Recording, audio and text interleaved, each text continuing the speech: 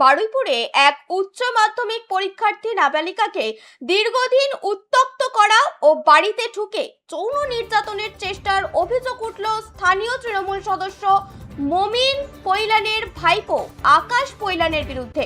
জানা যায়, মেয়েটির মা তাকে বাঁচাতে এলে অভিযুক্ত তাকে চড়াও হন।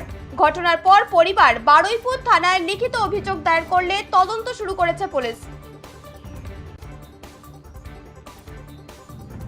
আপনাদের জানিয়ে রাখি, বারুইপুরের এক উচ্চ মাধ্যমিক পরীক্ষার্থী নাবালিকাকে দীর্ঘদিন উত্ত্যক্ত করা ও বাড়িতে ঢুকে যৌন নির্যাতনের চেষ্টার অভিযোগ উঠল স্থানীয় তৃণমূল সদস্য মমিন পৈলানের ভাইপো আকাশ পৈলানের বিরুদ্ধে।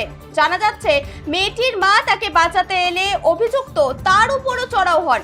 ঘটনার পর রবিবার বারুইপুর থানার ঘটনার পর পরিবার বারুইপুর থানায় লিখিত অভিযোগ দায়ের করলে তদন্ত শুরু করেছে পুলিশ।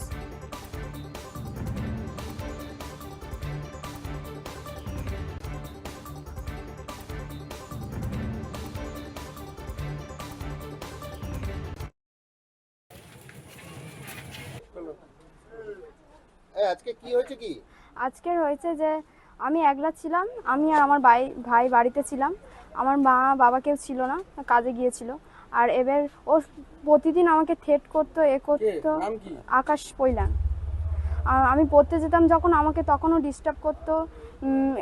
আবার আমাকে বিয়ে করবেও বলেছিল। আমি না করাই ও আমাকে হুমকি দিয়েছিল যে তোর মুখে অ্যাসিড দেবো, এটা দেবো, ওটা দেবো, বিভিন্ন ধরনের কথা বলতো, টোন টিটকিরি করতো বাজে বাজে। আর যদি কিছু বলতাম, বলছে যা পারে কিছু করবি, আমার কাকা আছে দেখে নেবে যা। আচ্ছা, আর ওর কাকা কি এখানে ক্ষমতাশালী? হ্যাঁ, ওর কাকা এখানকার প্রধান সদস্য। হ্যাঁ, সদস্য। আচ্ছা, কি নাম কাকার নাম? মিনু পৈলান। আচ্ছা, এর আগেও কি তোমাকে বিরক্ত করতো? হ্যাঁ, পড়তে যেতাম তখনও ফলো করতো, ডিস্টার্ব করতো। কতদিন ধরে করতো এটা? এরা প্রায় 3-4 মাস এরকম হচ্ছে। কি চাইছো তুমি? আমি চাই শাস্তি।